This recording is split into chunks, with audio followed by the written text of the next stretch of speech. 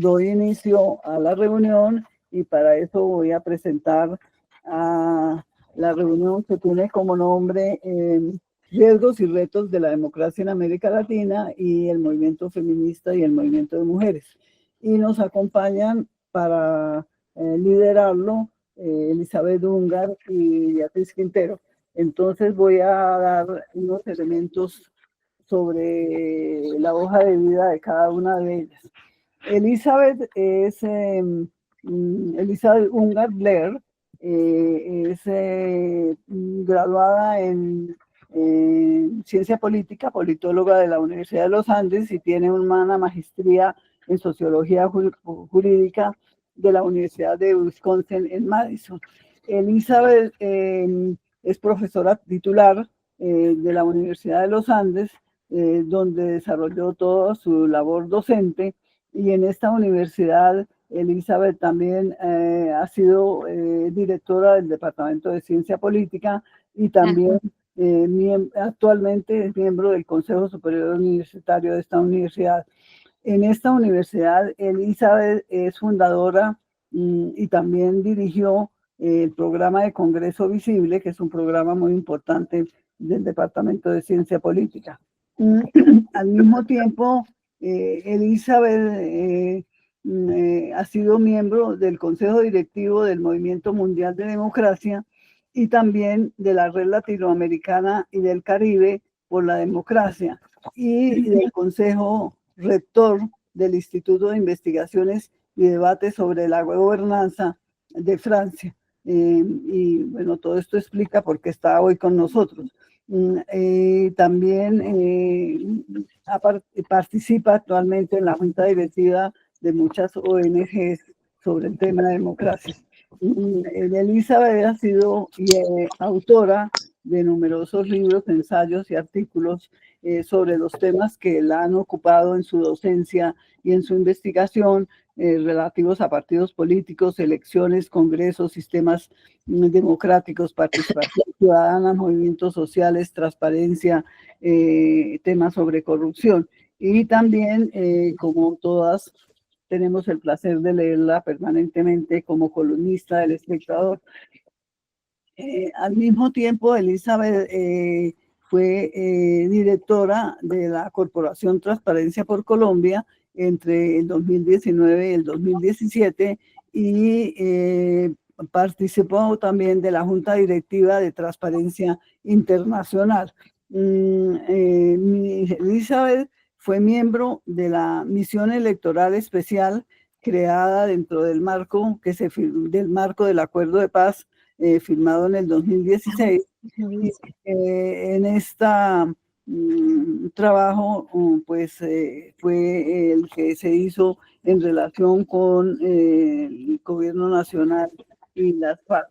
Entonces, este currículum muy apretado resume los elementos centrales. Ahora voy a dar algunos elementos centrales también del currículum de Beatriz Quintero García. Beatriz, ingeniera, y luego la conocemos como activista feminista.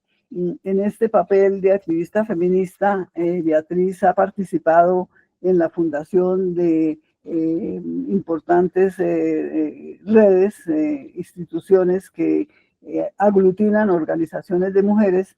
Vamos a señalar la Red Nacional de Mujeres, en la cual ella fue muy activa y participó como su directora hasta hace poco tiempo, y también la Mesa por la Vida y la Salud de las Mujeres, la una más en el ámbito de los derechos políticos y la otra más en el ámbito de los derechos sexuales y reproductivos. En su labor de activista feminista, Beatriz ha estado muy cerca de la aprobación e implementación de leyes importantes para el fortalecimiento de la participación política de las mujeres y también de las leyes sobre la violencia de la mujer, y de la transformaciones legislativas en estos campos, y estuvo participando muy activamente en lo que fue la ley 1257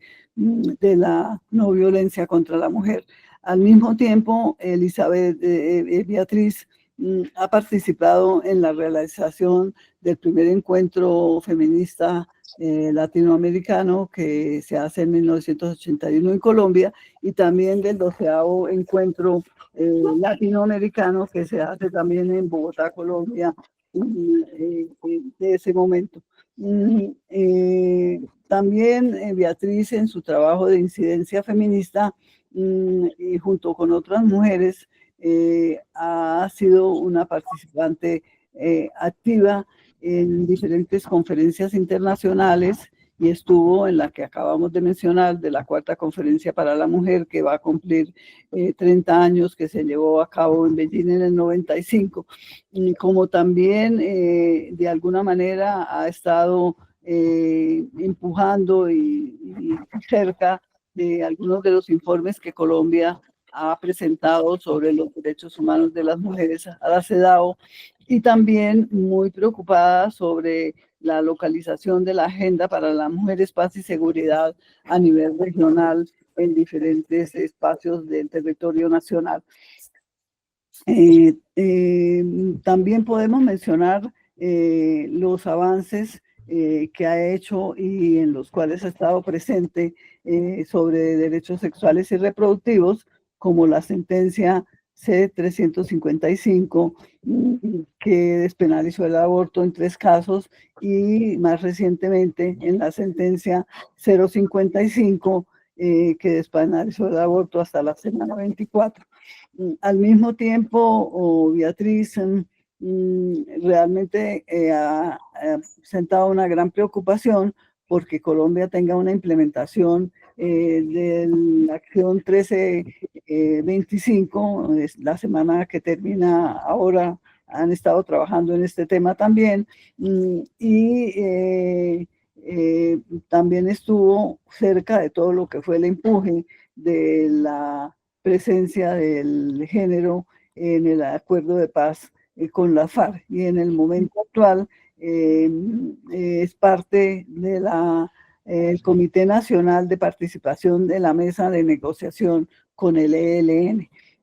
Como que toda esta historia, este currículo narrado de manera muy, muy rápida y general, explica el que Beatriz haya sido invitada en este pasado mes de octubre, hablar nada menos y nada más que en el Consejo de Seguridad de Naciones Unidas, y su papel allí fue la situación de Colombia y de las mujeres colombianas en la coyuntura que estamos viviendo actualmente sobre la implementación de la política de paz total. Entonces, con esto resumo la presentación tanto de Beatriz como de Elizabeth. Bueno, Magdalena, querida, para mí es un gusto y un honor estar con todas ustedes. Desafortunadamente, por diferentes razones, no he podido asistir a otras reuniones, pero bueno, espero que en el futuro lo pueda hacer. Con Beatriz hablamos sobre cómo plantear esta charla con ustedes, y acordamos que yo iba a hablar un poco sobre los riesgos políticos y polarización en América Latina, y después contextualizar el caso colombiano, y posteriormente Beatriz se concentraría más en el tema de mujeres y feminismo. Entonces, dicho esto, quisiera comenzar citando a Steven Levitsky y Daniel Ziblatt, 2 profesores de la Universidad de Harvard, en su libro Cómo mueren las democracias. Ellos, contrario a lo que muchas personas piensan, afirman que las democracias hoy en día suelen morir no en manos de personas armadas. Y abro comillas, hay otra forma de destruir una democracia. Es menos dramática, pero igualmente destructiva. Posiblemente no mueren a manos de generales, sino de líderes electos, presidentes, primeros ministros, que subvierten los instrumentos y el proceso que los llevó al poder. Esto sucede lentamente y lo grave es que con frecuencia es imperceptible. Cierro comillas. Algunos de los medios que utilizan son legales, entre comillas, en la medida en que están dentro de los marcos legales y constitucionales de sus países, o incluso por las propias cortes, que con frecuencia, dicho sea de paso, son cooptadas. En otras ocasiones intentan debilitar el Estado del Derecho, debilitar a las cortes e incluso cambiar la Constitución para reelegirse. Chávez, Fujimori, Bukele, Trump son solamente algunos ejemplos. Todos en su momento fueron elegidos democráticamente, apoyados por sectores sociales, económicos y políticos. Con frecuencia, estas personas son outsiders, perdón el anglicismo, que son vistos como alternativas a los partidos políticos y a la clase política tradicionales, que muchos consideran que han sido incapaces de resolver los problemas como la corrupción, la pobreza, la inseguridad, entre otros. Ahora, la mayoría de los países de América Latina enfrentan riesgos políticos. Algunos dirán que el problema responde a lo que algunos han llamado la marea rosa, o sea, la elección de presidente izquierda en algunas de las mayores economías de la región. México, Brasil, Chile, en su momento Argentina, Colombia y muy recientemente Uruguay. En el otro extremo se ubican Nicaragua, El Salvador, Honduras y Guatemala, países en los que la derecha ha ganado las elecciones donde los riesgos para la democracia son mucho más evidentes. En mayor medida, estos resultados responden a un voto castigo a las expectativas insatisfechas, al creciente malestar y desafección social y política y económica en la región con los sectores políticos tradicionales. Sin embargo, aquí no termina la historia. El descontento continuará y los riesgos para la democracia en algunos casos se incrementarán y otros se mantendrán vigentes. En este contexto, los principales riesgos son retrocesos democráticos. En América Latina, varios estudios hablan de que la democracia se está deteriorando o está en una peligrosa recesión.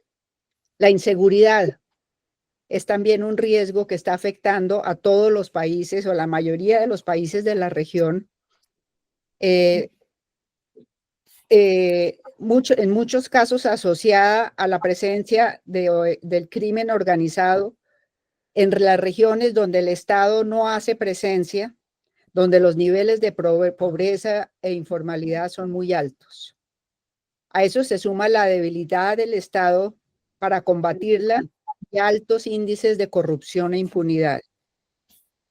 Con relación a la gobernabilidad, que es otro riesgo, hay una enorme fragmentación política, expectativas ciudadanas insatisfechas, insatisfacción igualmente con los partidos políticos, incremento de los partidos. En Colombia tenemos en este momento 34 partidos políticos y 130 movimientos significativos de ciudadanos.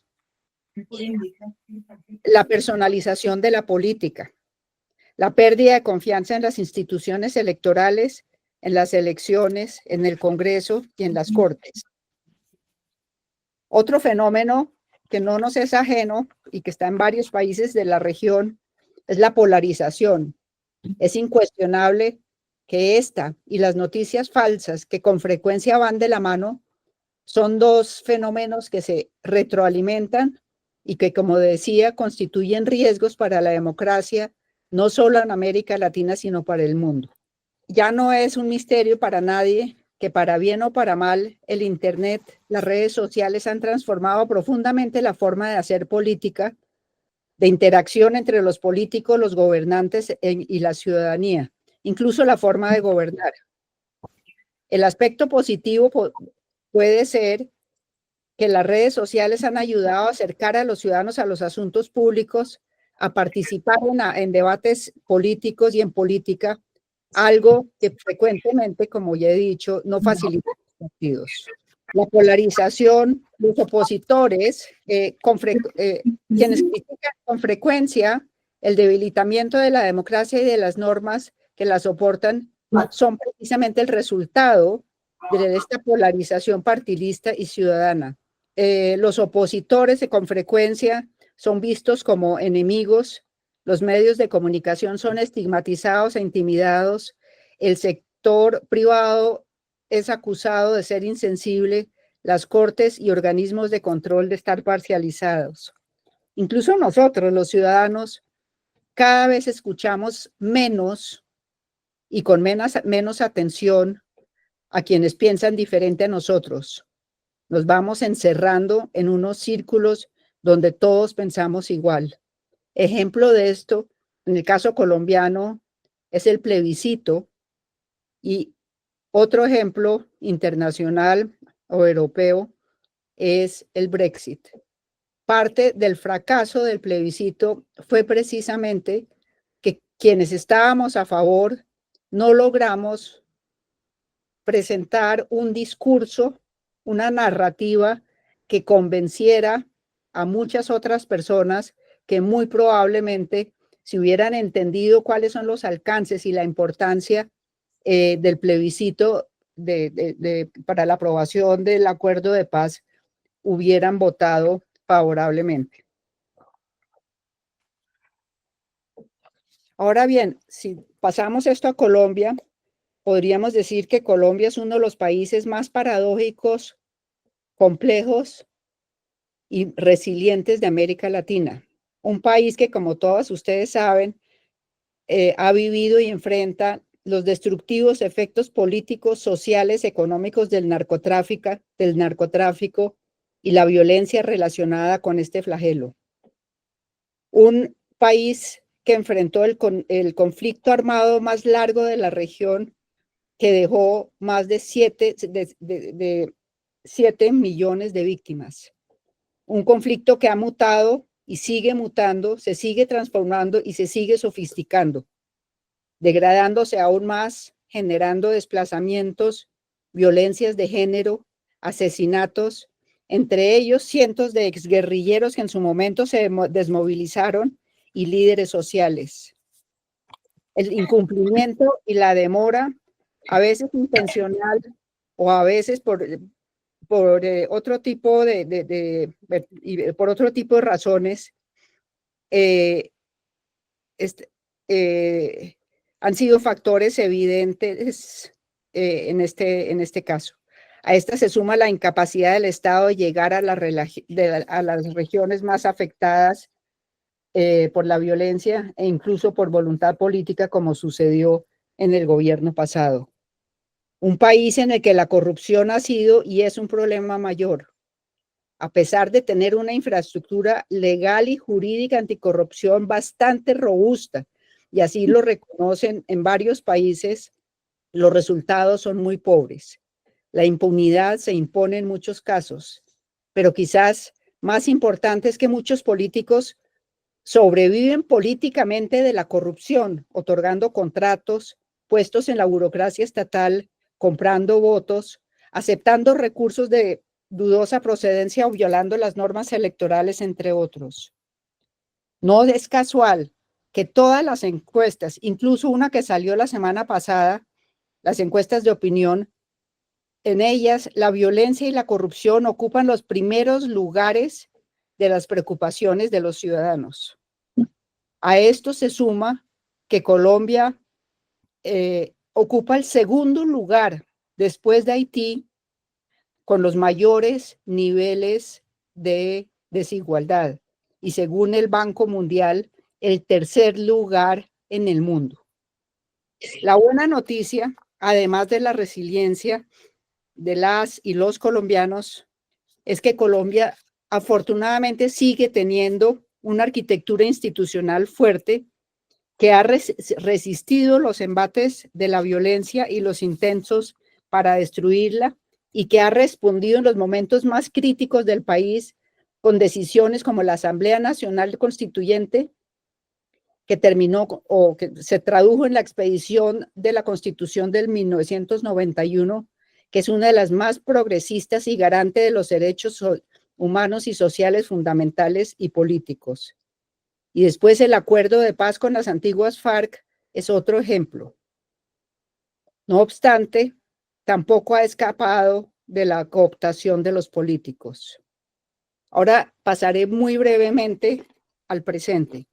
Gustavo Petro, un exguerrillero desmovilizado del M-19, fue elegido congresista donde estuvo, y en el Congreso donde estuvo 12 años, luego alcalde de Bogotá, y en 2022 se convirtió en el primer presidente de izquierda elegido en Colombia. Lo hizo acogiéndose a las reglas de juego de la democracia y el resultado fue acatado sin reparos.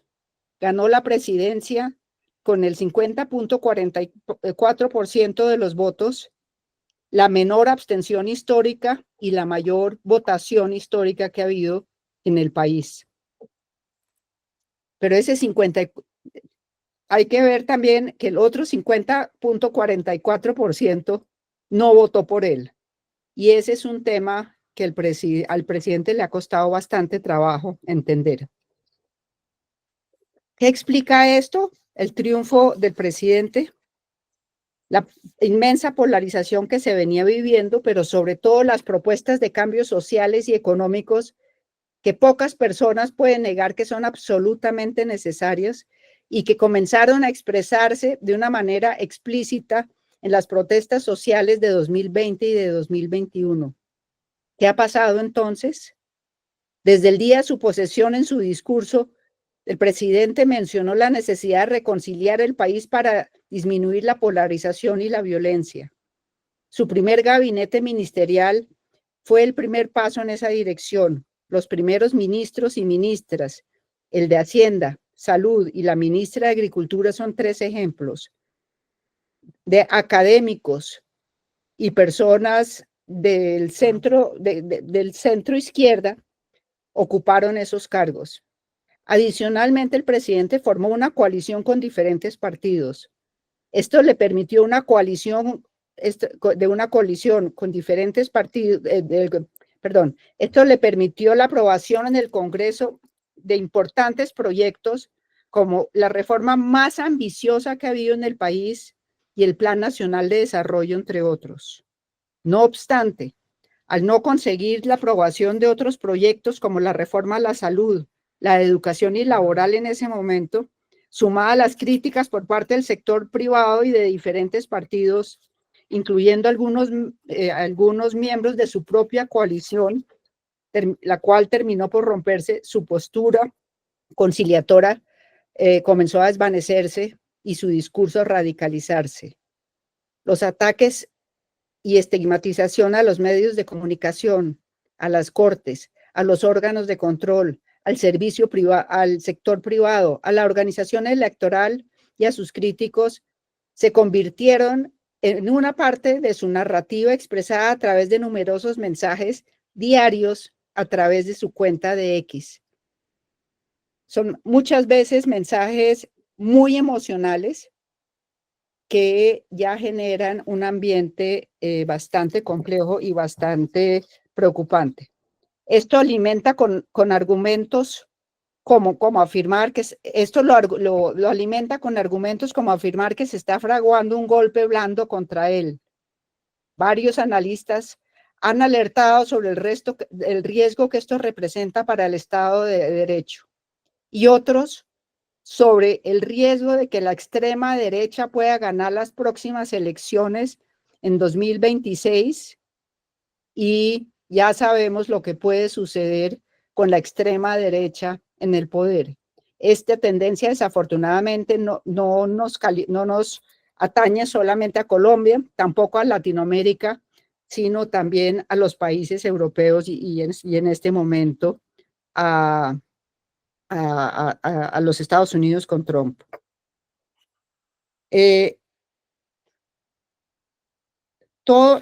Como decía, el presidente se ha radicalizado. Yo, digamos, aspiraría a que el presidente modere su discurso y abra espacios hacia diálogos más fructíferos con diferentes sectores de la sociedad que sin duda reconocen que el país necesita los cambios que hace muchos años han sido pospuestos y que pueda continuar trabajando sin tanta oposición y sin tantos riesgos para la democracia. Pero sobre todo que la prioridad de su proyecto político se traduzca en una protección al Estado de Derecho y a la democracia en Colombia. Nuevamente, sin un compromiso profundo de los gobernantes y de la sociedad en proteger el Estado de Derecho, podemos caer en lo que han caído muchos países de la región. Estaría ahí por ahora. Quiero agradecer a Elizabeth y sobre todo el trabajo tan juicioso de presentarnos casi redactado y escrito una ponencia. Bueno, en primer lugar, quiero expresar mi agradecimiento a Magdalena, que hace posible estos valiosos espacios de encuentro y reflexión para las feministas de América Latina. Y también quiero reconocer la generosidad de Elizabeth Ungar por compartir conmigo esta conversación tan significativa que nos permite seguir tejiendo ideas para fortalecer nuestra democracia. Quiero abordar la construcción de la democracia en Colombia desde una perspectiva feminista, resaltando los avances logrados, los desafíos persistentes y los riesgos actuales. Esto siempre bajo el marco de la ampliación y profundización de la democracia, donde la inclusión plena de las mujeres en toda su diversidad sea una realidad que permita construir una sociedad basada en la igualdad y la libertad. Aquí quiero traer un poco lo que dice Elizabeth, y es que es muy importante. Un país no democrático no le puede garantizar a las mujeres igualdad. Entonces, necesitamos la base democrática para poder exigir y tener esa garantía de igualdad y libertad. En las últimas décadas, Colombia ha logrado avances significativos en materia de derechos de las mujeres con el proceso constituyente del 91 como un hito fundamental en los avances democráticos en Colombia. Este marco abrió las puertas a transformaciones legales que han permitido un progreso importante en la construcción de ciudadanía y democracia. Voy a hacer un pequeño recuento muy enumerativo de algunos derechos que hemos tenido, que muestran que en estos 30 años de la Constitución de la Constituyente hemos tenido grandes avances. La Ley 1257 de 2008, que ha permitido avanzar en la garantía de una vida libre de violencias para las mujeres. Las normas sobre paridad política han buscado mejorar la participación de las mujeres en la toma de decisiones, en derechos sexuales y reproductivos, en particular la reciente despenalización del aborto hasta la semana 24, que nos convierte en el país de América Latina con una normatividad más avanzada. El sistema de cuidado en Colombia. El sistema de cuidado en Colombia es un componente clave para avanzar hacia la equidad de género. Hemos tenido sistemas de cuidado en algunos departamentos y en algunos municipios, y en 2022 se dio un paso importante con la creación del Sistema Nacional de Cuidado. Este sistema busca garantizar servicios y políticas públicas que incluyan la atención integrada a primera infancia, a personas mayores, a dependientes y a cuidadoras no remuneradas. Este sistema tiene grandes desafíos y es importante fortalecerlo porque todavía tiene problemas de financiamiento y también tiene problemas para llegar a los territorios. Hace apenas unos días terminó la consulta sobre el COMPES de cuidado, que es el documento de política pública para hacer efectivo este compromiso. Entonces, todavía no se puede evaluar completamente este sistema porque apenas uno podría decir que se está implementando o iniciando la implementación, y esa es una de las tareas que tenemos como movimiento feminista, evaluar adecuadamente esa implementación. Sin embargo, a pesar de estos avances que reconocemos el movimiento de mujeres y las feministas, tenemos que decir que esos avances normativos no han sido suficientes para cerrar las brechas existentes entre esa normatividad ganada y la vida cotidiana de mujeres. Por ejemplo, la impunidad y el aumento de la violencia de género es muy grande. Voy a dar unos pequeños datos que nos dio además recientemente la nueva defensora del pueblo. En 2023 se registraron 516 feminicidios, mientras que el 2024 hasta septiembre las cifras aumentaron a 660 feminicidios.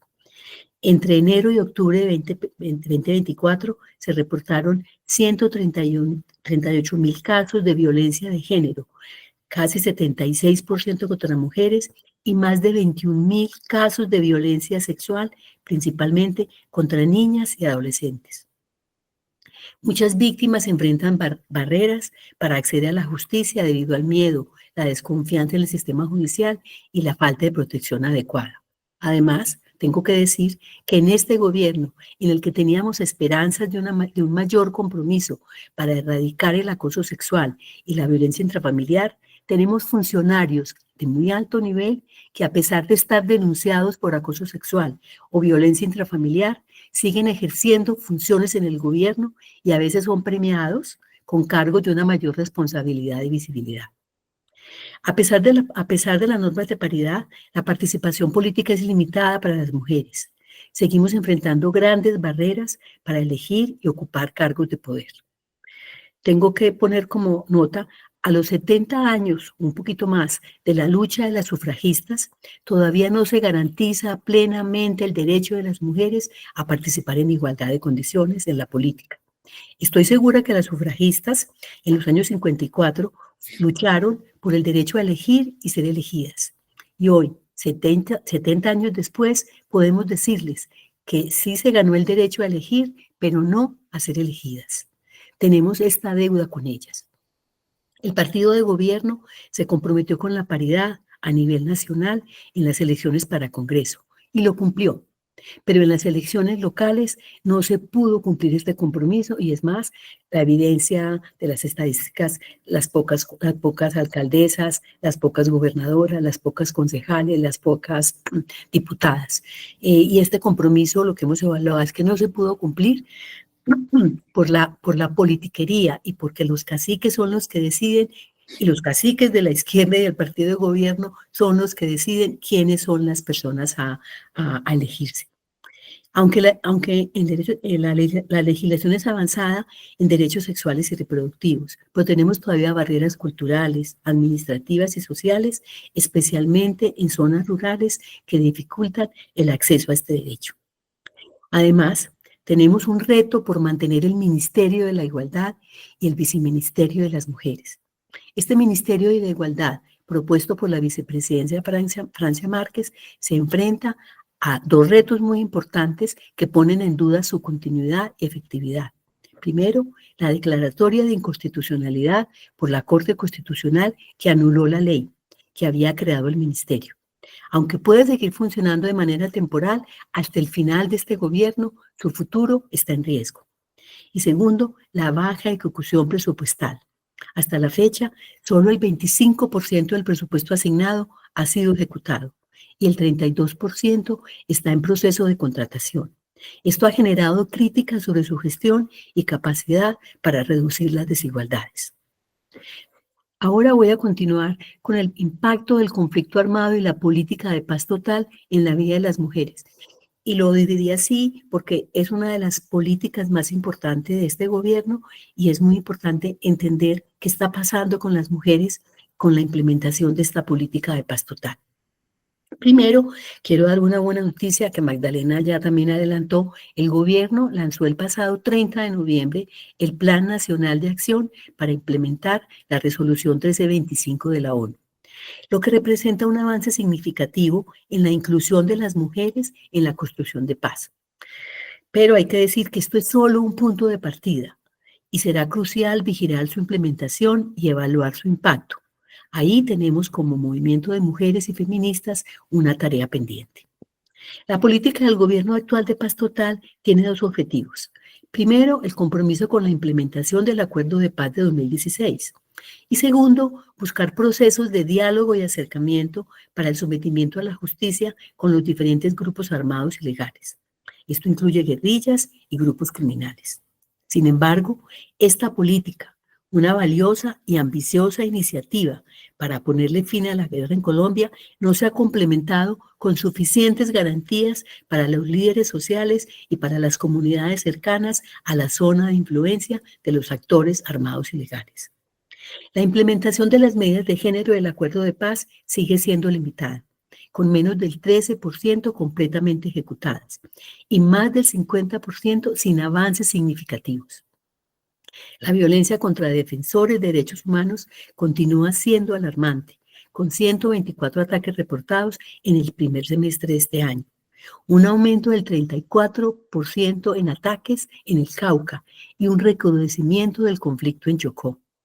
Se han confirmado reclutamiento de niñas en varios departamentos, mientras que los ceses al fuego de la política de paz total han fortalecido las economías criminales de los grupos armados. Las organizaciones feministas hemos planteado sobre la política de paz total que se debe, primero, incluir la perspectiva de género en todas las negociaciones de paz y prohibir el uso del cuerpo de las mujeres y niñas como arma de guerra.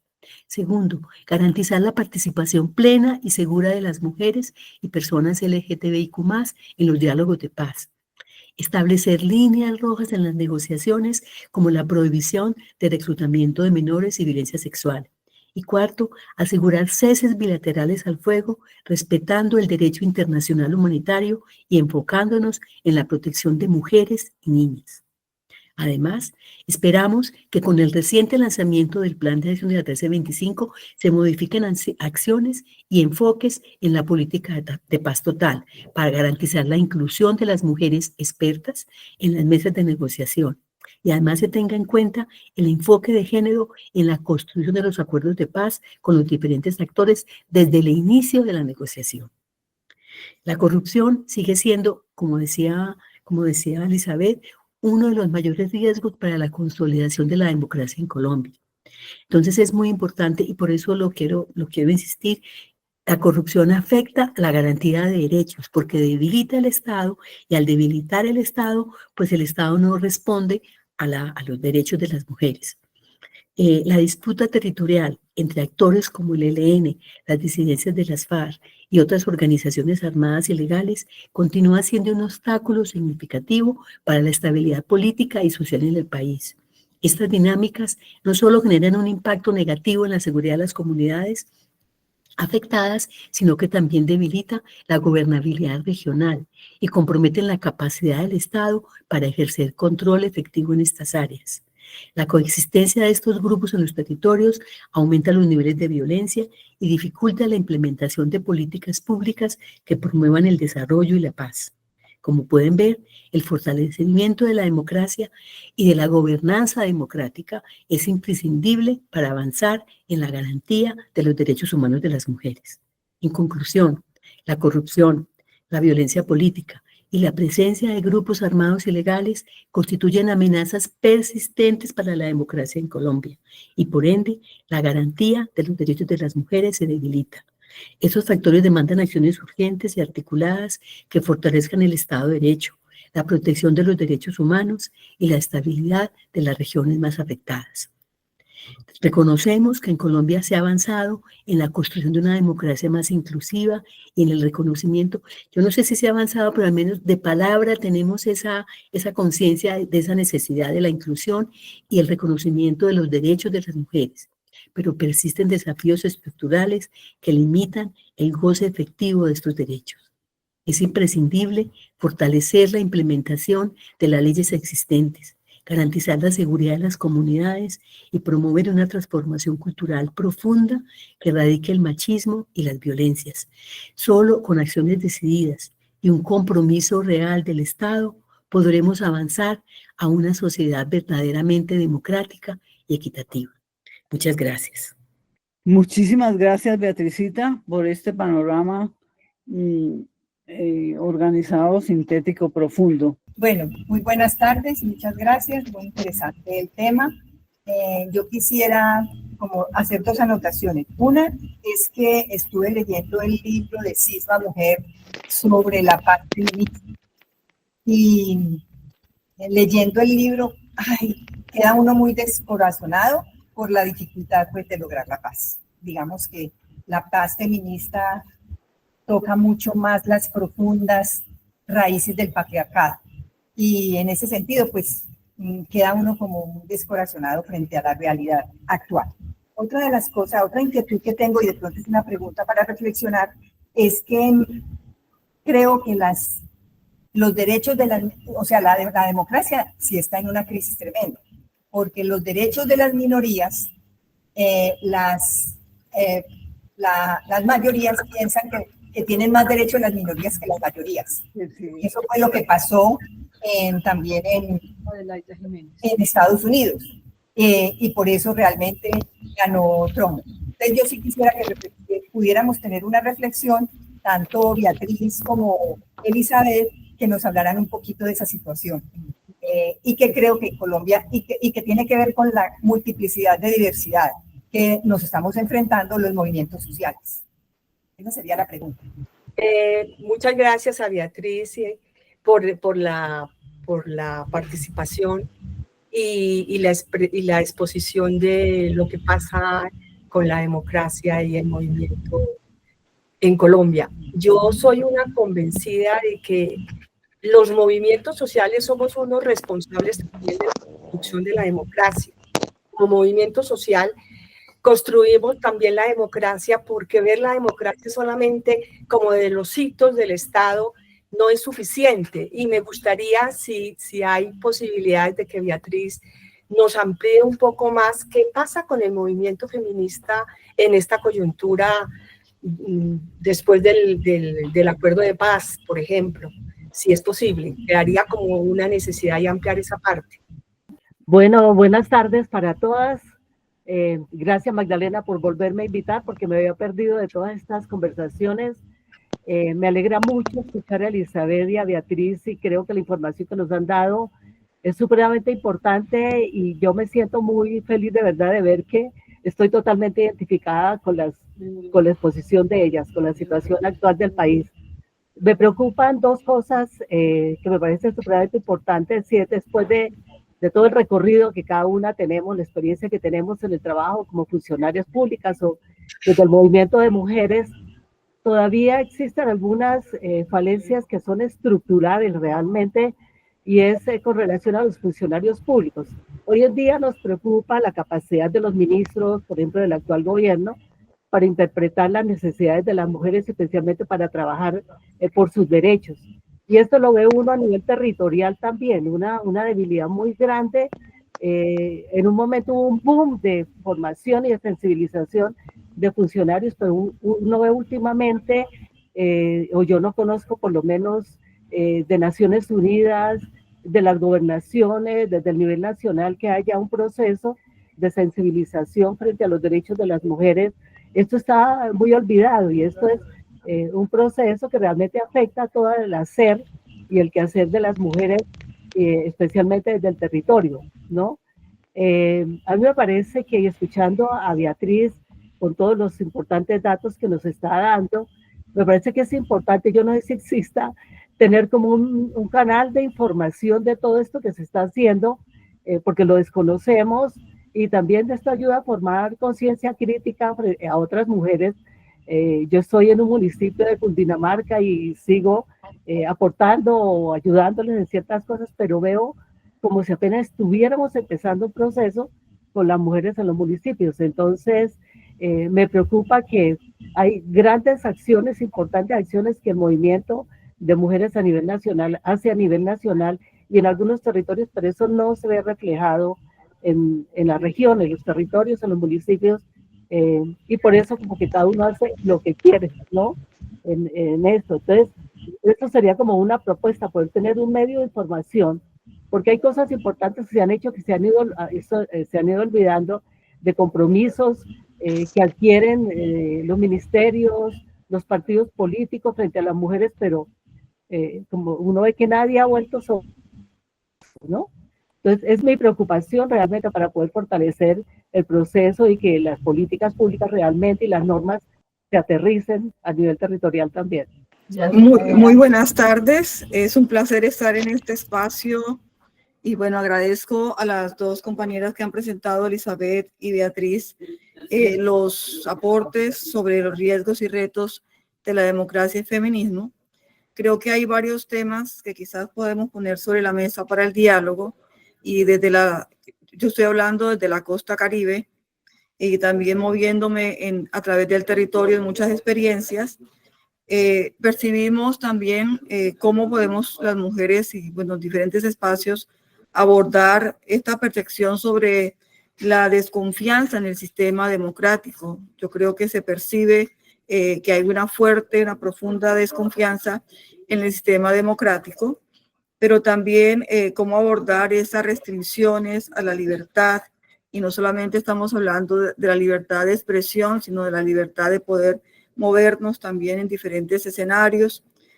¿Cómo podemos abordar? Creo que es otro de los riesgos profundos, es la pérdida de la independencia del Poder Judicial, que creo que es algo que se está reflejando en América Latina con mucha fuerza.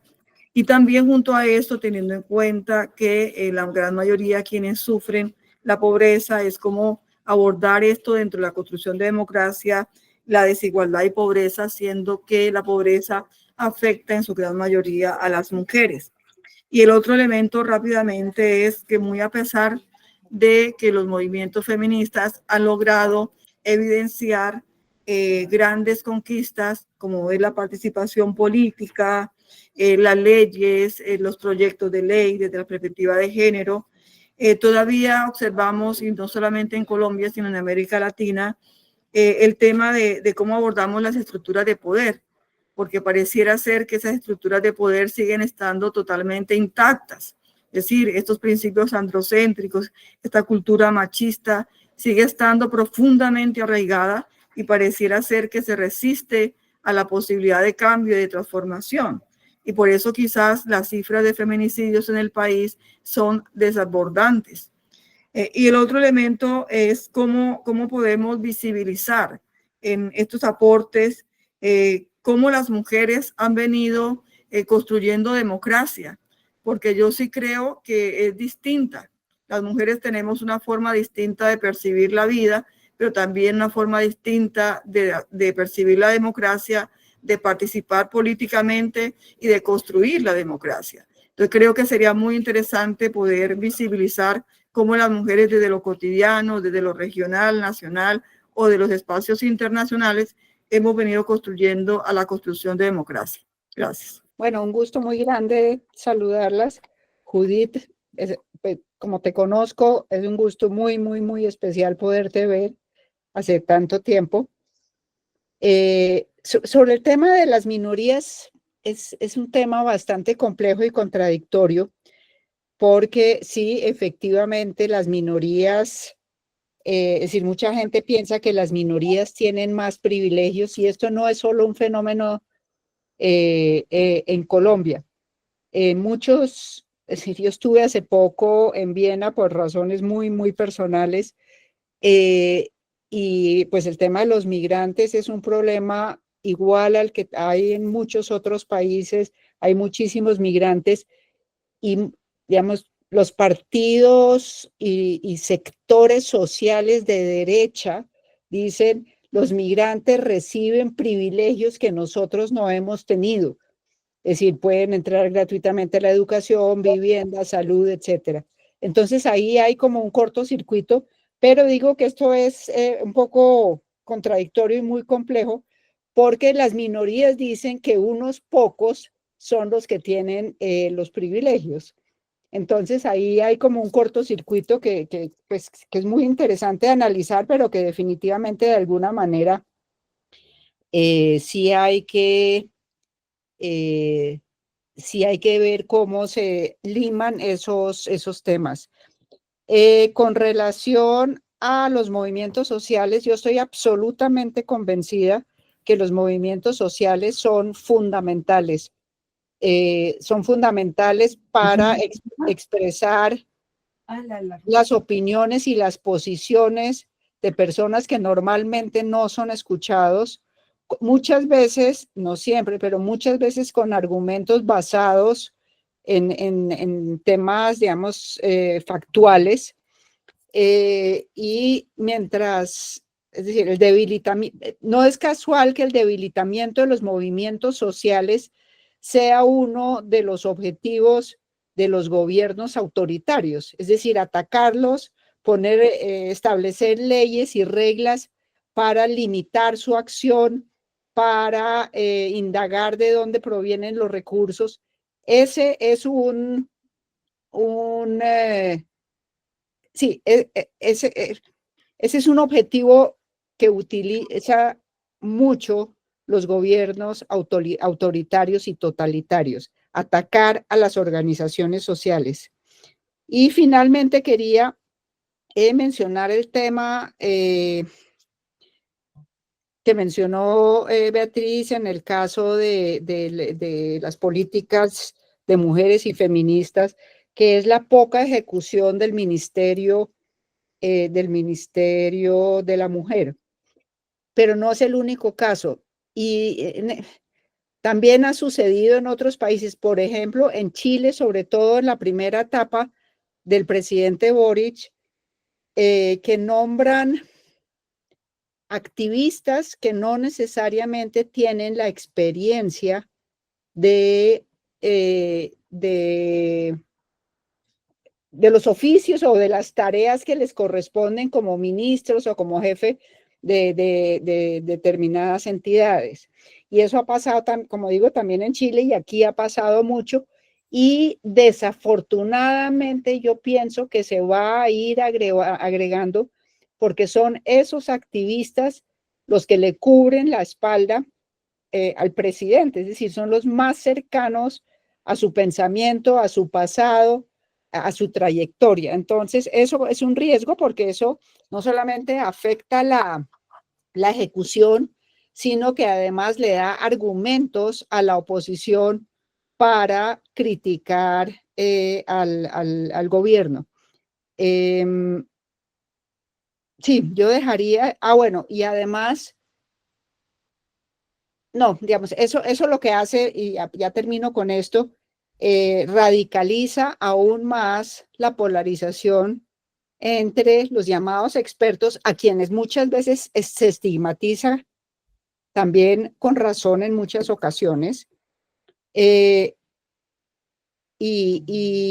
pero también muchas veces sin argumentos, simplemente porque son expertos o porque se graduaron de buenas universidades o porque dicen que no conocen el país, etcétera, etcétera. Sí, yo voy a intentar contestar algunas cosas muy generales, pero creo que después cuando oiga la grabación nuevamente y vea las preguntas, seguramente voy a poder profundizar ya para futuro, porque eso es en caliente, no es tan fácil. Es cierto lo que dice Marta sobre el problema que hay con las minorías, pero yo tengo una base como teórica y profundamente que se ha habido, que es la inclusión. Entonces, tenemos que buscar la solución a la inclusión. Y lo que decía Elizabeth es muy cierto, aparentemente se ven como privilegiadas las minorías. Pero yo veo ahí más una dificultad, y es la dificultad de hacer políticas públicas que de verdad tengan en cuenta a las personas en todas sus diferencias. O sea que yo creo que las políticas públicas han tenido muchas dificultades en implementar la interseccionalidad, y lo que ha hecho es generar competencias entre las personas y mostrar entonces que hay unos que tienen más privilegios que otros aparentemente. Y otro problema también es que en la misma ya como sociedad civil, la interseccionalidad como tal, tenemos un riesgo en que ha fragmentado la agenda. Entonces ya no somos mujeres, sino que somos mujeres negras, indígenas, blancas, viejas, jóvenes con discapacidad.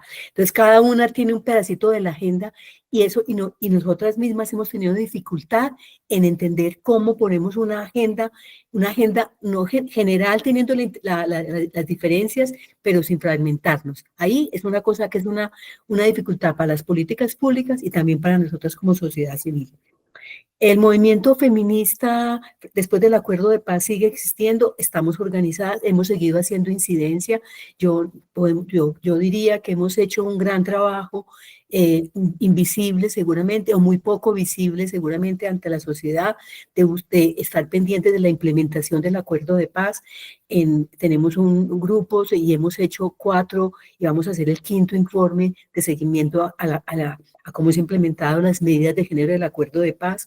Hemos hecho incidencia para el macrocaso 11, que es el macrocaso en justicia que evalúa o analiza el caso de violencia sexual en el marco del conflicto armado.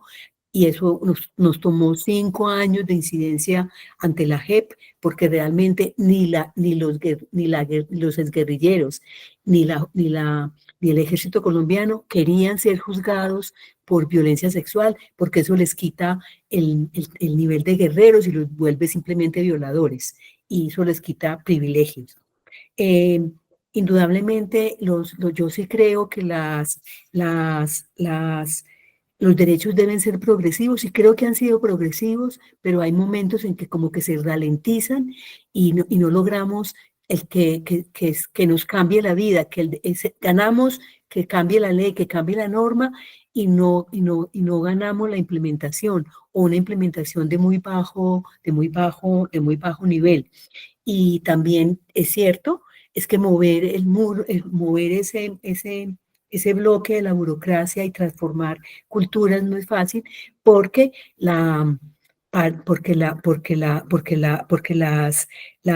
los derechos de las mujeres son de segunda categoría y no se ven tan importantes, y todavía la violencia contra las mujeres es naturalizada y es, entre comillas, normal. Que las mujeres no participen en política es normal porque no les gusta, como dicen ellos. Entonces todo eso está ahí, que hay que transformar. Y cuando alguien dijo, nosotras no desconfiamos de la democracia, yo creo que al contrario, lo que estamos buscando, al menos mi feminismo, porque también hay otros feminismos, es que se fortalezca la democracia, y que en ese fortalecimiento de la democracia vamos a tener más capacidad de exigir garantía de nuestros derechos. Yo resumiría ahí, son preguntas muy importantes, como digo, que creo que es leer esas preguntas con mucho juicio para poder avanzar en la elaboración y lograr contestarlas a futuro, o contestármela yo misma de manera con más profundidad. Muchas gracias, Beatricita. Muchísimas gracias por las ponentes y por aquí, Magdalena, por organizar estos diálogos tan fecundos. Y me llamó la atención muchísimos puntos levantados, pero especialmente lo que dice Elizabeth, de que constatamos que vivimos en bolhas, no sé en español cómo se llama, de bubbles. Y como ciudadana brasileña y de los Estados Unidos, yo sufro duplamente este fenómeno, que es de que estamos completamente aislados las informaciones de unos y de otros, de los dos lados, y no hay comunicación. Y si las democracias mueren por el voto ahora, tenemos que ver que para la democracia antigua que estábamos luchando hasta ahora, se presuponía, esto es portuñol, por seguro, un flujo de informaciones libre. Y no hay ese flujo de informaciones libre. Yo tengo trabajado en política aquí en Estados Unidos a nivel global, y me llama muchísimo a nivel global, pero local también, ¿no? Haciendo como voluntaria de campaña, de ir a cada puerta a pedir votos. Y las personas que encuentro y que puedo cambiar de visión son poquísimas, porque la mayoría no escucha, no me oye, y no tienen ninguna posibilidad de diálogo. Se construyen dos realidades que no se dialogan, y la democracia es condenada. Entonces yo creo que nosotros, de los movimientos sociales y del feminismo, tenemos que prestar más atención a la desinformación y a la misinformation, que no sé cómo sería en español, porque son fundamentales para a destruição da democracia que está passando, não somente em Colômbia, pero em Estados Unidos, em Brasil, e hoje mesmo estava em outra discussão com gente analisando o Trump e suas consequências para o mundo, e aí está um retrato muito semelhante a lo que escuto agora. Então, há uma carência de nossa parte, eu creio, de tratar de algo muito complexo que eu não compreendo muito bem. Há as estudiosas que podem hacerlo, investigar como construir o trânsito de informação para que a democracia seja possível. Bueno, muchas gracias a Magdalena por organizar este espacio, a Elizabeth y a Beatriz por la presentación y a todas las colegas que han hecho preguntas que me parecen muy relevantes hasta ahora. La mía arranca y no la tengo muy clara, entonces espero lograr resumir mis inquietudes de manera lo más ordenadamente posible. A ver, varias de ustedes han preguntado por la relación entre diferencias, la lucha por la diferencia y creo que Marta lo llamó la lucha de las mayorías, ¿sí? Como si hubiera una tensión entre luchar por las diferencias y luchar por las mayorías, es decir, como si hubiera un divorcio entre defender los derechos de las mujeres, los derechos de las afrocolombianos o negritudes, los derechos de las personas LGBTIQ+. Eso está como para nuestra percepción, eso es la defensa de los derechos de la diferencia, ¿no? Pero a mí me preocupa que como feministas no sepamos decir claramente que esas luchas son también luchas por la igualdad. Es decir, para mí no hay un divorcio entre luchas por la diferencia y luchas por la igualdad. Cuando las mujeres luchamos por nuestros derechos, estamos luchando porque tengamos acceso a buena educación, tengamos acceso a buenos puestos de trabajo, nos paguen salarios justos. Es decir, la defensa de la diferencia no es una defensa ajena a una economía política de la democracia. Entonces, para mí, las feministas tenemos que poner eso en el centro porque, por ejemplo, en Estados Unidos, perdón, es que si hablo muy rápida es porque me emociono. Me emociono y lo de Estados Unidos me tiene un poco descorazonada la forma en que se está poniendo el debate. Entonces, lo resumo así. En Estados Unidos se dice que los demócratas perdieron porque estaban defendiendo las diferencias. Y yo digo, mierda, no puede ser. Y que habían abandonado a la clase trabajadora. Y yo digo, no. La defensa, por ejemplo, de las negritudes en Estados Unidos pasa por una defensa de cambios de economía política en ese país. Entonces, tenemos que volver a articular la defensa de las diferencias y la defensa de la igualdad. Lo que sí tengo muy claro es que la democracia está en problemas porque la democracia no ha, ¿cómo se dice eso en español? No ha logrado que la igualdad prometida se convierta en política pública y se convierta en una redistribución de ingresos a través de sistemas tributarios, etc. Es decir, si los demócratas perdieron en Estados Unidos es porque de alguna manera, y solo hasta Biden, lograron tener políticas redistributivas. ¿Sí? Lo que abandonaron los demócratas fue la redistribución, es decir, hay unas desigualdades en Colombia, creo que fue Elizabeth que mencionó la desigualdad tan brutal que tenemos en este país, pero yo veo las desigualdades también en las economías desarrolladas. Uno piensa en Estados Unidos y hay realmente, si se quiere, un cuarto poder en Estados Unidos o, digamos, los más excluidos en Estados Unidos que tienen vidas muy precarias. ¿Sí? Entonces, ¿cuál democracia en Estados Unidos cuando esas vidas son tan precarias? Bueno, no, quería decir que hay una economía política de la lucha por las diferencias que tenemos que volver a poner sobre el tapete para que se vea que nuestras luchas son también luchas contra la desigualdad y no solo contra la desigualdad de las mujeres. Sí, es decir, yo creo que hay como una aspiración democrática de todas las mujeres de que haya una democracia más redistributiva, no solo en Colombia, sino en América Latina. Y tengo otra pregunta y con eso termino. Estamos de acuerdo que los autoritarismos volvieron, los populismos, bueno, no sé cómo llamarlos, pero sí hay un problema de retorno de los populismos que, como bien lo señaló Elisa, no vienen de la mano de golpes de Estado, sino de outsiders que van minando la democracia por dentro.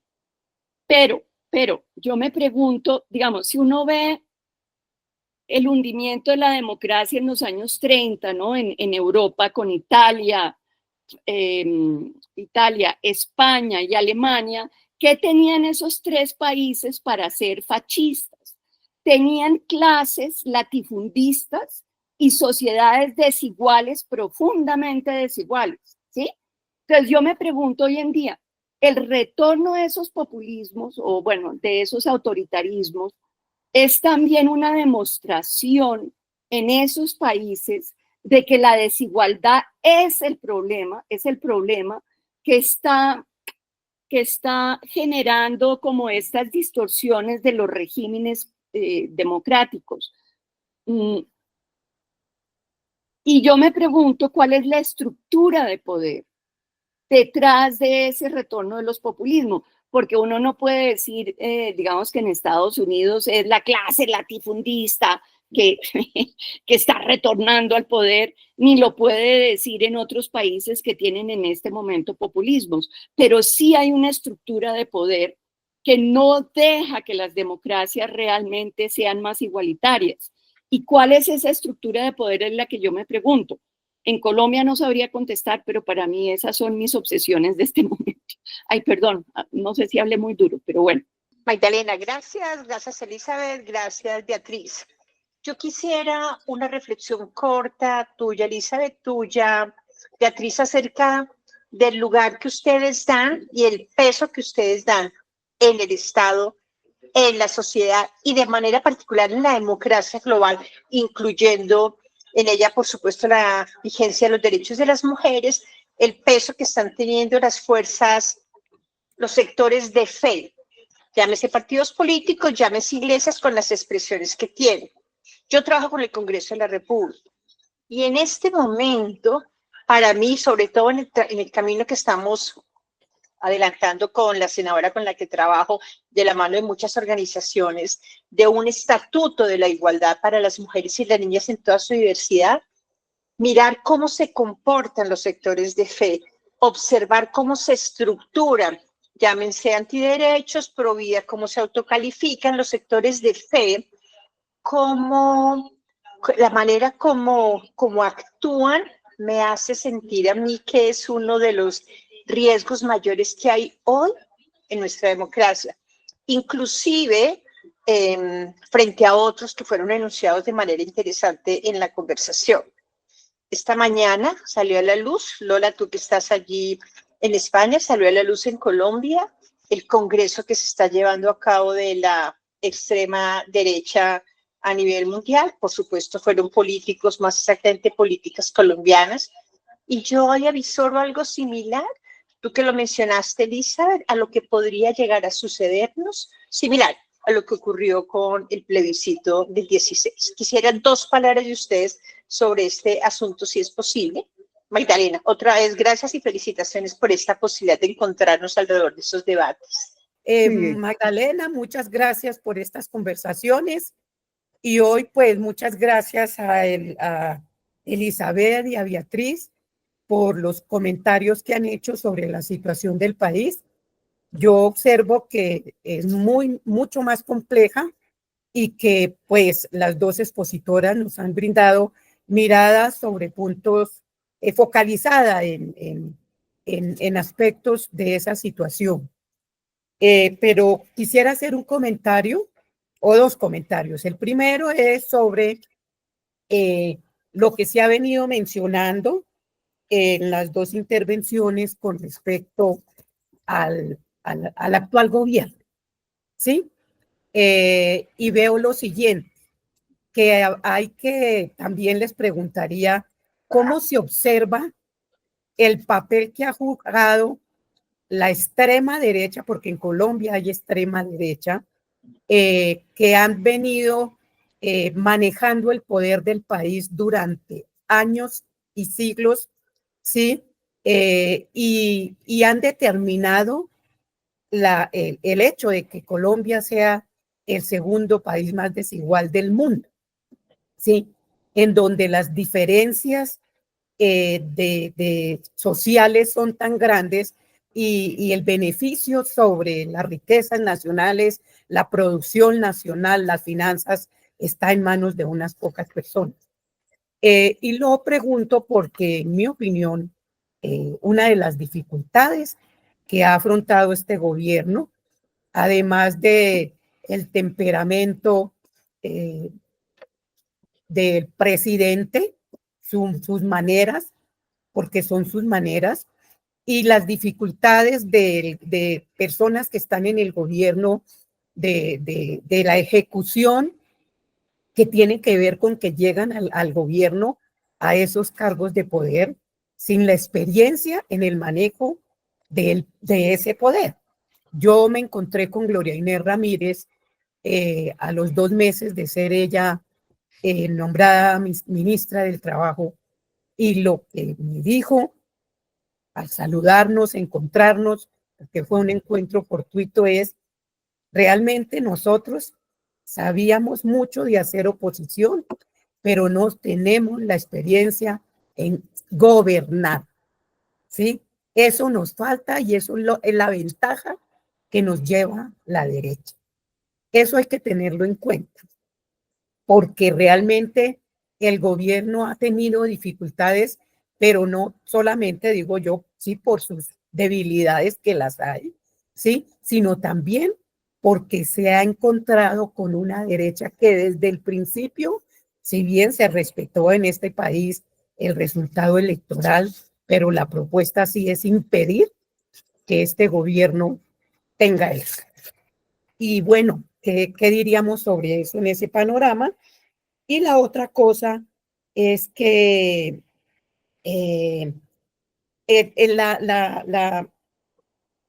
la política, yo reconozco que yo sí diría que este gobierno ha mejorado muchísimo en política para las mujeres y en política para todas las poblaciones en su diversidad. Y ha abordado temas y ha puesto sobre la luz, sobre la política, asuntos como lo territorial, lo diverso, la desigualdad tan fuerte que hay y las necesidades de grupos específicos nunca antes mencionados, ¿sí? Lo que sí crea un poquito de preocupación es, bueno, ¿cómo vamos a convertir ese plan de desarrollo y esas políticas públicas con enfoque de género, que hay varias políticas que tienen enfoque de género, para que eso se ejecute tal cual está previsto? Y ahí desembocaría yo en la pregunta, bueno, ¿y el feminismo qué hace aquí? ¿Sí? ¿Cómo hacemos para observar en el panorama del país la fragmentación que tiene el feminismo, la poca cohesión que tiene el feminismo en Colombia para abordar incluso situaciones sobre las que no compartimos opiniones? Bueno, muchas gracias. Voy a puntualizar como una pregunta porque tiene que ver con esto para que no quede para otra ronda, y es el tema de la democracia redistributiva, que aquí se mencionó, lo mencionó María Emma, que toca el tema de las desigualdades. Entonces, un poco es la preocupación de que se elabore un poquito más, y por ejemplo, Beatriz, al señalar los numerosos avances que se ha tenido en el tema de derechos para la mujer, como que queda bastante un vacío sobre algunos avances. ¿Cuáles son esos avances en autonomía económica? Todo el tema de derechos a la tierra, derechos a la vivienda, igualdad de ingresos, etcétera, etcétera, porque me parece que la base material que son exactamente muchos de estos elementos de la redistribución como que quedan un poquito de lado, quedan sumidos en los derechos políticos, los derechos sexuales y reproductivos, etcétera, etcétera. Entonces, como que me gustaría también oír un poquito más sobre este tema. A ver, yo creo que una de las grandes desigualdades que hay es la participación en la política electoral. Mujeres que no tienen las posibilidades, no se les confieren las posibilidades para hacer política activa, para moverse por el país, para, sí, es decir, lo que es hacer política en un momento electoral. Y, es decir, por ejemplo, y otro ejemplo, en Colombia se ha debatido mucho el tema de las listas cremallera. Sin embargo, esto nunca ha ido acompañado de una reforma política de fondo que garantice nuevamente aquí la igualdad y que garantice un cambio en las formas como se llega a la política y cómo se ejerce el poder. Es decir, cómo se gana poder y cómo se ejerce poder. Mientras tanto, las listas cremallera van a ser, a mi modo de ver, en muchas ocasiones, pues, es un avance sin duda, pero puede llegar a ser un canto a la bandera. Hemos visto muy lamentablemente que muchas veces las mujeres que se han incluido en las listas de los partidos políticos son fichas, y perdónenme este lenguaje, pero son fichas o son manipuladas por los mismos políticos de siempre. Entonces, se llenan unos espacios con mujeres que, digamos, no van a ser innovadoras en ese ejercicio del poder y de la política. María de Mayo, yo estoy totalmente de acuerdo que la lucha por las diferencias es la lucha por las minorías, es decir, eso así es, y lo que tú dijiste, mientras no haya una lucha global por las diferencias, va a ser muy difícil que los sectores menos favorecidos obtengan realmente una igualdad y se borren o se disminuyen las diferencias por ejemplo, con los hombres.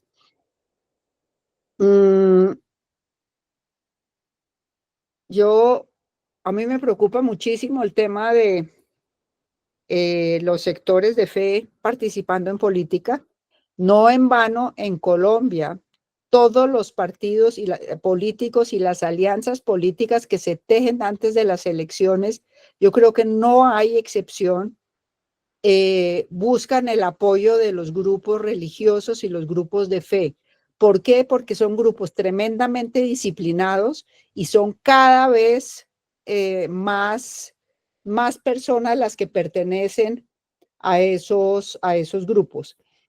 Es decir, a mí me llama mucho la atención que, digamos, en los dos sitios donde yo he vivido en los últimos años, todos los porteros han sido cristianos. Eso me llama muchísimo la atención. Y sí, yo creo que ahí hay un riesgo bastante grande. Imelda, yo no estoy de acuerdo con la afirmación que a este país lo han manejado siempre los grupos de extrema derecha. Ha habido personas de extrema derecha, pero a mi modo de ver, y es decir, con todo respeto te digo, me parece que es una generalización decir que todos los que lo han manejado han sido de extrema derecha. Si hubiera sido así, por ejemplo, no se hubiera llegado a un acuerdo de paz con las FARC y así sucesivamente. Y creo que digamos, no refleja toda la realidad de lo que ha pasado en el país. Y por último, desafortunadamente, este gobierno, en particular el presidente, ha sido víctima de una serie de comportamientos de sus colaboradores, y eso empezó incluso con aparentemente, o presuntamente, como nos encanta decir en Colombia, con la financiación de las campañas, ha sido víctima de esos hechos de corrupción, de violación de las normas y que son además o que han sido además los temas que hicieron del entonces senador Gustavo Petro Urrego, uno de los mejores senadores que ha tenido el país en los últimos años. Esos 12 años de Petro marcaron una diferencia, y la marcaron porque fue un denunciante informado de esos hechos de corrupción y de esas irregularidades. Desafortunadamente, yo creo que Petro no es una persona corrupta, ni más faltaba, de verdad que no lo creo, pero no ha sabido rodearse y nuevamente aquí surge el tema del nombramiento de un círculo cerrado que conoce desde su militancia, pero no es por la militancia, que están cometiendo los mismos errores y las mismas prácticas ilegales o inadecuadas que llevaron, no, la crítica a esas prácticas y las denuncias a esas prácticas fueron unas de las razones que llevaron al presidente Petro al poder, y la gente confió en que eso no iba a suceder. Los escándalos de corrupción que ha habido desafortunadamente en este gobierno con personas muy cercanas al presidente, y como dijo también Beatriz, los escándalos de maltrato a las mujeres y de violencia contra las mujeres de altos funcionarios también ha sido una práctica que es inadmisible, por supuesto, y que no ha sido sancionada por el presidente con la suficiente claridad y dureza que se merecen. Listo, yo continúo aquí, voy a intentar también hacer un resumen de las preguntas. Yo creo que hay intentar juntar, estoy de acuerdo con lo que dice Elizabeth, que decir que la extrema derecha, yo creo que ha habido gobiernos de derecha, hasta de centro y de extrema derecha seguramente, pero ponerlo de esa manera nos pone en esa discusión polarizada, que es lo que estamos viendo, que dificulta la conversación y nos dificulta la construcción de la democracia y de una conversación en la que podamos oírnos y nos impide escucharnos. Yo creo que hay que empezar a conversar de otra manera y a pensar en política de otra manera. Como dice María Emma, yo creo que la igualdad es la igualdad de toda la sociedad, es lo que estamos buscando las feministas, y la igualdad de todas esas diferencias. O sea, que cuando digo que esas diferencias no estén tan subordinadas y sean tan excluidas, lo que estamos buscando es la inclusión en el sistema social. Y por eso decimos muchas veces que las feministas no luchamos, o las mujeres no luchamos por nuestros derechos solamente, sino que buscamos por un cambio de toda la sociedad, para que esa inclusión no es solamente por la inclusión de las mujeres, sino la inclusión de las personas negras, de las personas indígenas, de las personas con discapacidad, y en eso yo creo que y eso es difícil, pero pues creo que es parte de la discusión. La pregunta que hace Claudia a los sectores de fe la hemos hablado muchas veces porque es un tema entre nosotras muy... El problema que tenemos aquí es que la sociedad civil no es una sociedad civil de izquierda, ni una sociedad civil que propone derechos. La sociedad civil, hay también, como digo yo, sociedad civil antiderechos, y que lucha porque la sociedad, que los derechos no se ganen. Entonces, y tienen derecho, entre comillas, en la democracia tienen derecho a existir. Ahí tenemos una gran dificultad, y yo lo he visto cuando ha hecho incidencia en Naciones Unidas, en la OEA, en todo, que ya la sociedad civil antiderechos está muy organizada y se presenta y exige que le den, exige tener capacidad de incidir, que antes solamente creíamos que éramos nosotras las que queríamos la igualdad. Entonces ahí hay una dificultad, y lo que tendríamos que pensar siempre es cómo logramos, cómo fortalecemos el Estado laico y cómo sacamos la religión de la política, lo que hemos dicho siempre, porque si no, sí nos va a afectar porque cada vez hay más gente religiosa y yo creo que Brasil y Carmen Barroso puede darnos fe de lo que está pasando, de lo que está pasando en Brasil, que los grupos religiosos tienen mucho poder y tienen mucho control y imponen normas y entonces hay que pensar en esto. Hay una cosa muy importante, y yo sí estoy de acuerdo también con lo que dice Imelda, este gobierno ha logrado poner de presente la idea de la inclusión o atacar la exclusión y buscar la igualdad, pero creo que tiene problemas en la ejecución y la forma de conseguir esa inclusión. Creo que la crítica no es que nos haya dado y que nos haya obligado a la sociedad colombiana a mirar tantas exclusiones, sino que no está siendo eficaz en cómo disminuir esas exclusiones y lo ha hecho de una manera y a veces también con un discurso muy polarizado, como si fueran los otros que no lo dejan. Yo no sé si el problema es que no me dejan o no soy capaz. Entonces había que mirar eso y también matizar y ponerme metas más posibles para evitar tener que me vigilen tanto y como decían también es tener claridad que yo tengo 54% de la población y otro 40 y pico que no votó por mí, así que tengo dificultades en esto.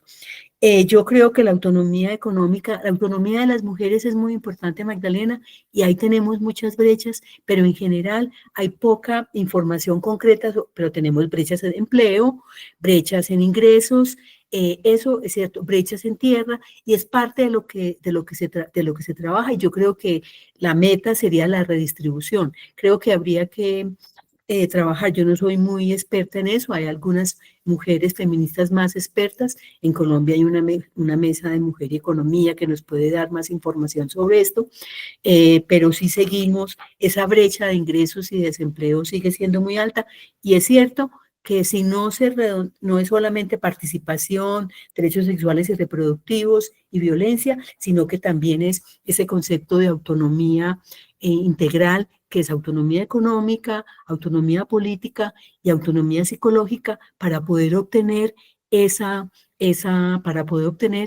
autonomía completa de las mujeres que nos va a garantizar, dijéramos, esa igualdad y esa democracia. Eso sería como un resumen de algunas preguntas, posiblemente no contesté todas, pero no es tan fácil tener en la cabeza todo. Magdalena, yo soy Vilma, renuncio a la palabra. Gracias, Vilma. Ojalá lo mandes por escrito y con mucho gusto lo tenemos y lo ponemos posiblemente en la relatoría. Muy bien. Sonia Cardona, por favor. No, yo también voy a renunciar porque mi emoción es gigante, entonces no voy a terminar nunca y no le voy a dar la palabra a nadie más de aquí en adelante. Entonces renuncio por ahora, pero me esperarán en la próxima. Gracias. Te esperamos en el chat que nos mande tus inquietudes para que queden consignadas en esta reunión porque no queremos limitar a nadie de que las exprese. Rafaela, vos, por favor. Sí, bueno, yo no renuncio porque como Adelaida somos acá del Caribe y también como queremos hacer una pequeña reflexión. Siento que lo que aquí he escuchado es cierto, pues hablar de ultraderecha es como bastante extrema, sobre todo que en los gobiernos liberales donde más se han logrado algunos avances y unos derechos, si quiere, miremos el proceso del sufragismo en Colombia. Pero es que la democracia, por ejemplo, si bien es un sistema imperfecto, es lo mejor que podemos acceder. Y es por eso que estoy de acuerdo con ustedes cuando dicen que debemos seguir por ampliar los espacios democráticos. En un país donde tantas desigualdades no podemos creer que en 4 años vamos a arreglar todos los problemas con todas las limitaciones que aquí se han señalado y también con todos los errores. Pero es cierto que toda esa mirada de inclusión se ha tratado de dinamizar. Desde las regiones tenemos miradas diferenciales también. Esto es importante trabajar en ello y sobre todo el movimiento feminista. Por ejemplo, Adelaida representa la mesa del ELN desde la Iglesia protestante presbiteriana, representante del gobierno por la Universidad Reformada, y pues ella también ha estado por todos estos sitios del país, pero desde los territorios hay miradas diferenciales de lo que se vive en el centro. Por ejemplo, en la implementación de las políticas públicas. No podemos desconocer que desde estos contextos hemos construido políticas públicas, hemos ayudado a avanzar, es más, a la posicionamiento de las oficinas distritales y después secretarías de la mujer y hoy un ministerio, pero la implementación es demasiado baja, no tenemos acceso desde los movimientos feministas. ¿Por qué? Porque esta secretaría, por ejemplo, en el caso de Caribe, son asumidas desde los partidos tradicionales y tienen controles sobre ello. Entonces, creímos en una utopía, pensamos que muchas cosas iban a cambiar, pero hemos avanzado, pero con muchas más dificultades, porque los controles de los presupuestos también pasan por los partidos tradicionales. Entonces, quiero que piensen, ya para cerrar, que definitivamente el presupuesto sensible a género es muy importante para dinamizar políticas públicas, pero también dinamizar la democracia, donde desde los territorios es casi imposible acceder a este tipo de derechos. Tendría como muchas otras cosas más que decirle, pero bueno, cerramos aquí. Bueno, 3 cositas a las cuales me quiero referir en tono de pregunta. 2 son para Elizabeth y una para Beatriz. En el análisis de la democracia en Colombia, a mí me parece bien importante, y si puede quedar para anexarlo a esta sesión, el análisis de los medios de comunicación. ¿Cómo están conformados y cómo funcionan en Colombia? ¿Son realmente medios de comunicación o son empresas de comunicación? ¿En qué se han convertido y qué papel han jugado? No solamente en la coyuntura de este gobierno, desde hace mucho rato en el conflicto armado. ¿Qué papel han tenido los medios de comunicación para hacer posible lo que se dio y lo que se ha dado en el conflicto armado colombiano? Y en todo lo que tiene que ver del manejo de la opinión pública y de la postura de un sistema frente a la población. Y 2 es las ramas del poder, como la justicia, el papel de las cortes en Colombia. ¿Cuál ha sido el papel de las cortes y cómo se han transformado y en qué se han transformado y por qué? Eso es muy importante conocerlo, porque creo que ahí hay un factor bien importante del problema de la democracia en Colombia. Y para Beatriz, me parece importante lo que decía, que el feminismo está ahí actuando. Yo creo que estamos desaprovechando una coyuntura muy importante que deberíamos de revertir, y es que el feminismo debería de convertirse en sujeto político y en un fenómeno social en este gobierno alrededor del Ministerio de la Igualdad. Yo recuerdo cuando se creó la Secretaría de la Mujer en la alcaldía, todo el apoyo que tuvo de los movimientos sociales de mujeres y del feminismo, y no ha sido lo mismo, el mismo sentimiento y la misma reacción frente a la creación del Ministerio de la Igualdad. ¿Por qué? Estamos desaprovechando este momento y ese espacio. A nosotras es a las que menos nos conviene que ese presupuesto y que ese ministerio fracasen. Entonces me parece que estamos perdiendo una oportunidad de oro, y que se ha hecho, y gracias a las que lo han hecho, pero que falta mucho y que podríamos hacerlo. Dejo ahí por ahora para que... Bueno, yo voy a responder muy rápidamente, o digamos, analizar o sí, responder muy rápidamente, sobre todo la intervención de Magda. Nuevamente, y también lo digo con todo el respeto y toda la admiración por ella, generalizar en los medios de comunicación y decir si son medios de comunicación o empresas de comunicación, en muchos casos comienza con una estigmatización. Es decir, son el comienzo de una estigmatización hacia los medios que desafortunadamente el gobierno ha alimentado con ese tipo de críticas. Si no hubiera sido por los medios, muchas de las falencias o de los hechos y de los hechos de corrupción, de abusos del poder, de fraudes electorales, el país no los hubiera conocido. Entonces, nuevamente, claro, hay medios de medios, pero a mí me parece que es igualmente preocupante esos medios que desinforman, y que eso incluye a muchas redes, etcétera. También es muy peligroso que los medios oficiales, como es el caso de RTBC, solamente informen sobre las bondades del gobierno y desinformen o no informen sobre otro tipo, sobre otros hechos. Y sobre las cortes, quisiera, digamos, hacer el mismo comentario. Claro, las cortes han estado en muchas ocasiones cooptadas. Hay magistrados de las diferentes cortes y de los órganos de control que han sido cooptados. Sin embargo, la Corte, por ejemplo, la Corte Constitucional ha sido fundamental en la protección de derechos fundamentales que de otra manera posiblemente se hubieran eliminado. Ha sido fundamental en reconocer esos derechos y en obligar a las entidades, a las instituciones a desarrollar políticas conducentes a esa protección de los derechos humanos. Muchísimas gracias, Elizabeth. Entonces, Beatriz. Bueno, voy a intentar contestar 2 cositas y ya intentar cerrar. Hay una cosa que yo creo que lo que me preguntaba Magda también, el sujeto político, nosotras nos queremos convertir en sujeto político y eso es un proceso que no es una decisión, sino que es una construcción política.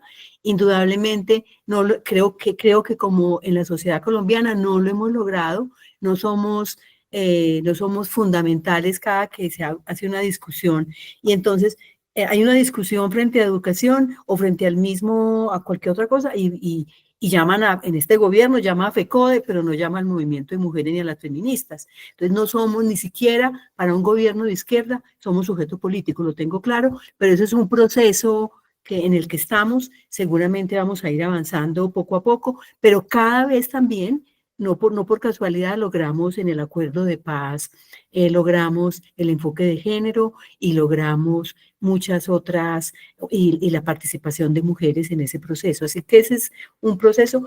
Yo tengo 2 preocupaciones que creo que tendríamos que tener claro y es, a veces entendemos la política como si fuera, en la política colombiana, como si fuera una decisión de unos y otros. En Colombia hay derecho a hacer oposición. Entonces, si yo soy del gobierno de derecha o de gobierno de derecha, la oposición la llamo extrema izquierda y son horribles y no me dejan gobernar. Si yo soy de un grupo, de un gobierno de izquierda, la oposición la llamo de extrema derecha y no me dejan gobernar. Yo creo que hay que entender un poquito más este juego de la alternancia política y de la oposición. Lo que pasa es que en Colombia no ha gobernado casi siempre derecha y centro derecha, casi siempre. La izquierda es primera vez que gobierna, pero vean la dificultad que hay de hacer gobierno en España, por ejemplo, la dificultad que hay de hacer gobierno en Suecia, en Bélgica. Se demoran un año negociando porque como no logran juntar mayorías, tienen que hacer alianza para proponer un programa de gobierno. Entonces yo creo que mi reclamo de alguna manera a este gobierno, y lo digo así tranquilamente, es que sea capaz de hacer gobierno y de negociar con ese sector de la población para construir un país más democrático en el que la gran mayoría estemos de acuerdo y no estemos todo el día peleando, que no nos dejan hacer y que no podemos hacer. Entonces, esa es como mi discusión política frente a eso. Yo sé que eso es muy difícil en la cultura política colombiana, pero tendríamos que hacerlo. Y otro llamado es cierto que tenemos que, no entiendo mucho que tengamos que defender, juntarnos con el gobierno para poder, somos sociedad civil, tenemos que tener cierta independencia y tener una independencia crítica frente a lo que se está haciendo. Hemos estado intentando, y lo intentamos, conversar con el Ministerio de la Igualdad, más que de la Igualdad, con el Viceministerio de Mujeres. Hemos negociado cosas, hemos influido en lo que podemos posiblemente no suficientemente, pero sí lo estamos haciendo, no tenemos un rechazo y ayudamos, entre comillas, cuando digo ayudar es, damos conceptos, hacemos documentos, elaboramos cosas y se los entregamos al ministerio al viceministerio de las mujeres para aportar, como pueden aportar otras y no necesariamente nos tienen que acoger todo lo que decimos. Entonces yo sí creo que no es que somos un sujeto político todavía muy marginal, muy poco visible, pero cada vez somos más y sí estamos participando en este gobierno. El Plan Nacional de Acción que acabó de salir, como feministas y como grupos de mujeres, hicimos una gran incidencia en ese Plan Nacional de Acción. También estamos opinando en el Sistema Nacional de Cuidado y en muchas otras cosas también vamos a estar opinando como sociedad civil con la independencia que creo que debemos tener. Entonces, no es que tengamos que apoyar al ministerio, pero también tenemos que ser capaces de apoyar y también criticar cuando veamos dificultades y errores. Esa sería nuestra posición como sociedad civil y como feministas o como movimiento de mujeres. Esa sería como lo que quiero plantear y de verdad muchas gracias. Aprendí mucho en esta hora, en estas 2 horas, porque fueron preguntas muy, muy interesantes y Magdalena y Elizabeth de nuevo, muchísimas gracias. Bueno, entonces hemos llegado al final y yo voy a hacer el cierre. Lo primero realmente es agradecer muy, muy especialmente a Elizabeth y a Beatriz el haber aceptado liderar esta conversación.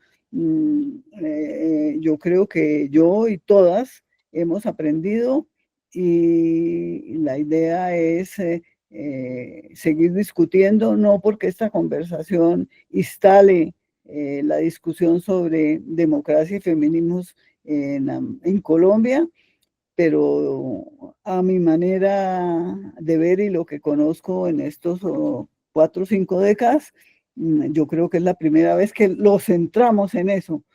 Posiblemente lo trabajamos permanentemente en muchas de nuestras actividades y me parece muy interesante que sigamos profundizándolo porque yo creo que se requiere mucha importancia, además porque creo que entre todo lo que hemos aprendido, toda esta lucha de los derechos por las mujeres son en el fondo una lucha por ampliar la democracia, por hacerla más inclusiva, no solo para las mujeres, no solo para todas las minorías, sino para toda la población en general. Es una lucha por el sistema de gobierno que alguien dijo es el que tenemos y el que mejor funciona, que en este momento lo sabemos que es la democracia. Entonces, muchas gracias por ustedes.